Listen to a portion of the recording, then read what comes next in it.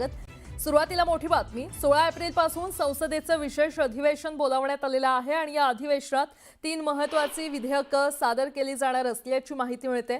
विशेष अधिवेशनात देशाच्या निवडणूक रचनेत मोठे बदल केले जाणार असल्याची माहिती आहे। लोकसभेतील सदस्य संख्या 850 पर्यंत वाढवण्याचा प्रस्ताव आहे। विशेष म्हणजे सूत्रांनी दिलेल्या माहितीनुसार महिला आरक्षण विधेयकावर पंतप्रधान नरेंद्र मोदी 16 एप्रिलला लोकसभेत संबोधित करणार आहेत। ऐतिहासिक महिला आरक्षण विधेयकावर ते सविस्तर माहिती देणार आहेत आणि लोकसभेत या विधेयकासाठी 18 तासांचा वेळ निश्चित करण्यात आल्याची माहिती मिळते।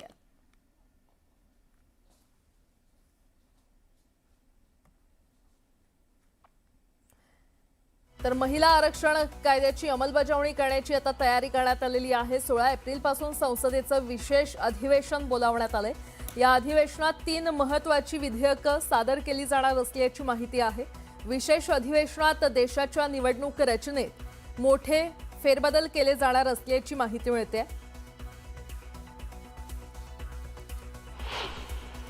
तर संसदेत महिला खासदारांची संख्या किती वाढू शकते आपण ते ग्राफिक्सच्या माध्यमातून जाणून घेऊयात।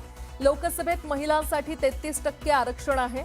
2011च्या जनगणनेनुसार मतदारसंघाची पुनर्रचना आता करण्यात येणार आहे आणि खासदारांची संख्या 543 वरून 816 होण्याची शक्यता आहे। लोकसभेत महिलांसाठी 273 जागांवर आरक्षण दिलं जाईल। केंद्रशासित प्रदेशात महिलांसाठी 35 जागा आहेत आणि महिलांसाठी 273 जागांवर आरक्षण आहे। तर मतदारसंघात फिरत्या पद्धतीने महिलांसाठी आरक्षण घेतलं जाईल। मतदारसंघाच्या पुनर्रचनेसाठी आयोगाची स्थापना करण्यात आलेली आहे आणि महिलांना लोकसंख्येच्या प्रमाणात योग्य प्रतिनिधित्व दिलं जाईल। 2023 साली नारी शक्ती वंदन अधिनियम मंजूर करण्यात आलं होतं।